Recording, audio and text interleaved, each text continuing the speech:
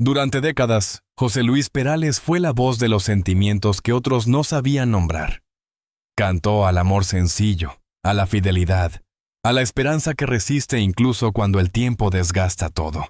Para millones de oyentes, su música era refugio.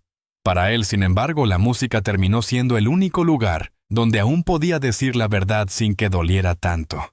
La mañana en que comenzó a resquebrajarse todo, no tuvo nada de extraordinario. No hubo discusiones, ni portazos, ni lágrimas anticipadas. Solo un silencio extraño. Demasiado limpio, demasiado correcto. Un silencio que con los años, José Luis había aprendido a temer más que a cualquier grito. Se despertó temprano, como siempre. El cuerpo envejecido conservaba la disciplina de otros tiempos. Levantarse antes del amanecer, preparar café sin azúcar, sentarse junto a la ventana y observar cómo Madrid despertaba lentamente. Aquella rutina era su última certeza. Todo lo demás, el amor, la confianza, incluso la propia identidad, comenzaba a parecerle frágil. Su esposa aún dormía. O fingía dormir, él ya no estaba seguro. Durante meses, quizá dado años, había sentido una distancia que no sabía nombrar. No era frialdad abierta, ni desprecio. Era algo peor. Una ausencia emocional cuidadosamente disimulada bajo gestos educados. Las conversaciones se habían vuelto funcionales. Las miradas, breves. Las noches, silenciosas. José Luis no era un hombre ingenuo, pero sí profundamente confiado. Creía en la lealtad como creía en las melodías simples, porque funcionan cuando se dicen desde el corazón. Jamás imaginó que el engaño pudiera instalarse en su casa sin hacer ruido, como una grieta que crece detrás de la pared. Ella empezó a cambiar de hábitos. Salidas inesperadas, llamadas que terminaban cuando él entraba en la habitación. Sonrisas nuevas que no tenían destinatario visible. Él observaba sin preguntar. No quería convertirse en el hombre que sospecha. Prefería ser el que confía, incluso a costa de sí mismo. «Estoy cansada», decía ella con naturalidad. «Necesito aire». Y él asentía. Siempre asentía. Lo que José Luis no sabía era que, mientras él componía canciones sobre la fidelidad eterna, alguien más ocupaba el espacio emocional que había dejado libre sin darse cuenta. Un hombre discreto, invisible para el mundo. Un hombre que no buscaba fama ni titulares, pero que conocía cada debilidad de ella con una precisión inquietante. El descubrimiento no llegó de golpe. Fue una acumulación de pequeñas certezas imposibles de ignorar. Un nombre repetido demasiado a menudo. Un perfume ajeno en la ropa. Una risa que no le pertenecía. La noche en que todo se confirmó, José Luis no gritó, no lloró, no hizo preguntas. Simplemente se sentó en el estudio, rodeado de guitarras, y comprendió algo devastador. Había escrito durante toda su vida sobre el amor, pero nadie le había enseñado cómo sobrevivir a su traición. Recordó una frase que había cantado años atrás, casi como una premonición. ¿Y cómo es él? Nunca pensó que un día esa pregunta dejaría de ser una metáfora.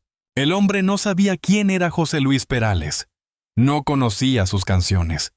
No entendía el peso de su nombre. Y, paradójicamente, eso lo hacía más peligroso. Porque no competía con un artista, sino con un hombre cansado, vulnerable, convencido de que el amor verdadero no necesita vigilancia. La traición no fue solo sentimental. Fue identitaria. José Luis empezó a preguntarse en qué momento había dejado de ser suficiente. Si la fama lo había vuelto invisible en su propia casa. Si el aplauso del público había silenciado las necesidades de quien dormía a su lado. Durante semanas guardó el secreto, la vergüenza lo paralizaba. ¿Cómo admitir que el autor de tantas canciones de amor no había sabido proteger el suyo? ¿Cómo confesar que el hombre que aconsejaba a generaciones enteras sobre sentimientos no había visto venir el desastre? El silencio se convirtió en su condena. Cada mañana seguía levantándose temprano. Cada tarde escribía versos que nunca mostraría a nadie. Cada noche compartía la cama con una mujer que ya no estaba allí. No hubo confrontación inmediata. No porque faltara valentía, sino porque José Luis comprendió que algunas verdades, cuando se dicen, no reparan nada, solo confirman la pérdida. Y así, sin escándalos ni titulares, comenzó el final. No el final de una carrera. Esa ya estaba escrita en la memoria colectiva, sino el final de una certeza. La idea de que el amor, cuando es auténtico, basta por sí solo. Aquella creencia murió en silencio, igual que había vivido su matrimonio en los últimos años. La verdad que nadie quiso escuchar. La verdad no irrumpe siempre con violencia. A veces llega con pasos lentos, casi educados, como si pidiera permiso para destruirlo todo. José Luis Perales aprendió eso demasiado tarde. Después de aquella noche en el estudio, rodeado de guitarras mudas y recuerdos que ya no consolaban, algo se rompió definitivamente dentro de él. No fue rabia, no fue odio. Fue una claridad dolorosa. La certeza de que el amor que había defendido durante décadas ya no existía en su propia casa. Durante días fingió normalidad. Desayunos compartidos, conversaciones breves, silencios prolongados. Ella hablaba. Él escuchaba. Pero ya no oía lo mismo. Cada palabra tenía un eco nuevo, una doble intención que antes no estaba allí. La confianza, una vez rota, convierte cualquier gesto en sospecha. José Luis comenzó a observar como nunca antes, no con celos juveniles, sino con la mirada cansada de quien teme confirmar lo que ya sabe. Y lo confirmó. Una tarde, casi por accidente, escuchó una llamada que no debía escuchar. No entendió cada palabra, pero entendió el tono, ese tono íntimo que no se improvisa. Ese tono que solo existe cuando dos personas comparten algo que no pertenece a nadie más. No dijo nada. Colgó el teléfono con cuidado. Se sentó, respiró hondo, y comprendió que ya no había espacio para la negación. Lo que más le dolía no era la traición en sí, sino la normalidad con la que ella la vivía. No había culpa visible. No había nerviosismo excesivo. Era como si llevara meses, quizá años, viviendo una vida paralela perfectamente organizada. El hombre, ese hombre, no era joven, no era famoso, no era brillante, y precisamente por eso resultaba insoportable. No competía con José Luis en talento ni en prestigio, sino en presencia. Estaba allí cuando él no estaba, escuchaba cuando él callaba, preguntaba cuando él asumía. José Luis se culpó, y esa fue la herida más profunda. Se preguntó si había amado mal, si había confundido estabilidad con abandono, si su silencio, ese silencio que tanto defendía como forma de respeto, había sido interpretado como indiferencia. Durante semanas escribió sin parar. Canciones que nunca grabaría. Letras duras, sin metáforas amables. Versos que hablaban de soledad, de traición doméstica, de matrimonios que mueren sin escándalo. Pero escribir ya no bastaba. La confrontación llegó una noche cualquiera, sin preparación teatral, sin dramatismo impostado. Solo una pregunta lanzada al aire como quien ya no teme la respuesta. ¿Desde cuándo? Ella no negó. Eso fue lo más devastador. Se sentó frente a él, bajó la mirada, habló con voz serena, casi profesional. Le explicó que no había sido planeado, que había ocurrido sin darse cuenta, que se había sentido sola, que no quería hacerle daño. José Luis escuchaba como si hablara de otra pareja, de otro hombre, de otra vida. ¿Me amaste alguna vez?, preguntó. Ella tardó en responder. Ese silencio fue la confesión. No hubo gritos, no hubo lágrimas espectaculares. Solo un cansancio profundo, compartido. Dos personas que comprendían que ya no podían salvar lo que llevaban años dejando morir. Ella allí habló del otro hombre como de un refugio emocional. Alguien que la veía, que la escuchaba, que no estaba ausente aunque estuviera físicamente lejos. José Luis no se defendió, no acusó, no pidió explicaciones innecesarias. Solo sintió una humillación silenciosa, la de descubrir que había sido reemplazado sin darse cuenta. Esa noche durmieron en habitaciones separadas, y aunque nada había cambiado materialmente, todo era distinto. El hogar se convirtió en un espacio neutral, sin pertenencia emocional. Los días siguientes fueron un desfile de recuerdos, fotografías antiguas, viajes compartidos, canciones dedicadas. Todo parecía pertenecer a otra pareja, a otra versión de sí mismo. José Luis comenzó a evitar entrevistas, rechazó apariciones públicas. Por primera vez en su carrera, no tenía nada que decir al mundo, porque el mundo nunca había querido escuchar al hombre detrás del artista. La prensa intuía algo. Siempre intuye. Pero no había escándalo, no había declaraciones, no había titulares fáciles. Solo un silencio prolongado que resultaba más inquietante que cualquier confesión. Internamente, José Luis atravesaba una crisis identitaria. Si el amor, tema central de toda su obra, había fracasado en su vida, ¿qué sentido tenía seguir cantándolo? Esa pregunta lo acompañaba cada madrugada. No pensó en venganza, no pensó en destruirla públicamente. Su ética personal, casi anticuada, se lo impedía. Pero tampoco podía fingir que nada había ocurrido. La separación fue discreta, sin abogados mediáticos, sin guerras públicas, como todo en su relación. Correcta, silenciosa, devastadora. Y así, José Luis Perales quedó solo por primera vez en décadas, no como artista, como hombre. La caída pública. La soledad privada es soportable cuando el mundo permanece lejos, pero cuando el silencio personal se cruza con la curiosidad pública, la herida se abre en un escenario sin cortinas. José Luis Perales lo descubrió en el momento en que dejó de responder llamadas y comenzó a desaparecer de la agenda cultural sin explicación. Al principio, nadie se alarmó. El artista siempre había sido reservado. La discreción era parte de su identidad pública, casi un gesto ético. Sin embargo, en un ecosistema mediático acostumbrado a la inmediatez, la ausencia prolongada se interpreta como síntoma. Y los síntomas generan preguntas. Las preguntas, rumores. Los rumores, versiones. Un periodista insinuó problemas de salud. Otro habló de retiro definitivo. Un tercero, más audaz, deslizó la palabra crisis. Ninguno acertó del todo. Todos rozaron la superficie. José Luis observaba el ruido desde la distancia, como quien escucha llover detrás de un cristal grueso. No le molestaba la especulación. Lo que lo desgastaba era la imposibilidad de decir la verdad sin convertirla en espectáculo. Sabía que cualquier confesión sería triturada por titulares, reducida a frases incompletas, devuelta al público como mercancía emocional. El problema no era la prensa, era el momento.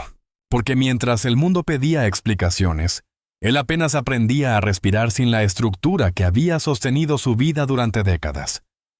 La separación no había sido un punto final claro, sino un proceso lento, lleno de papeles firmados en silencio y habitaciones vacías que aún conservaban el eco de una intimidad perdida. Una tarde aceptó una entrevista. No por deseo, sino por cansancio.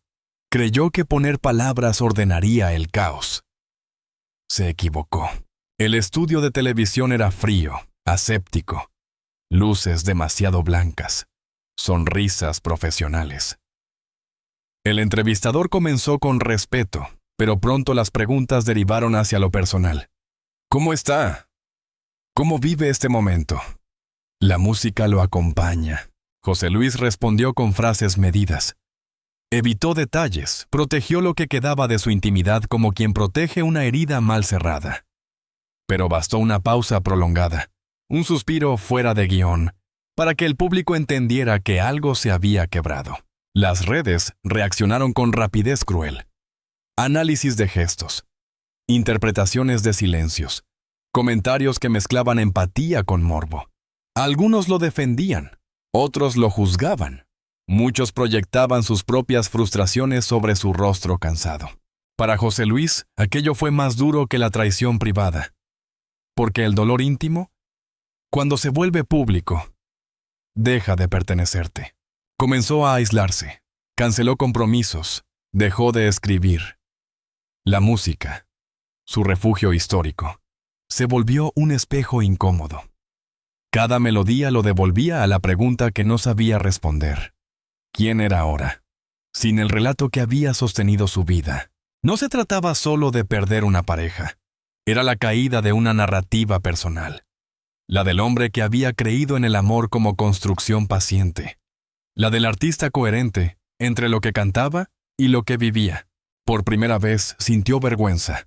No ante el público, sino ante sí mismo. Las noches se alargaban. Dormía poco. Pensaba demasiado. Repasaba escenas pasadas con la crueldad del que busca errores para explicarse el presente. ¿Había señales? Había palabras no dichas. Había confundido estabilidad con abandono. La figura del otro hombre regresaba una y otra vez, no como rival, sino como símbolo. El símbolo de todo lo que José Luis no había sido en ese momento. Presente, disponible, emocionalmente atento. No lo odiaba.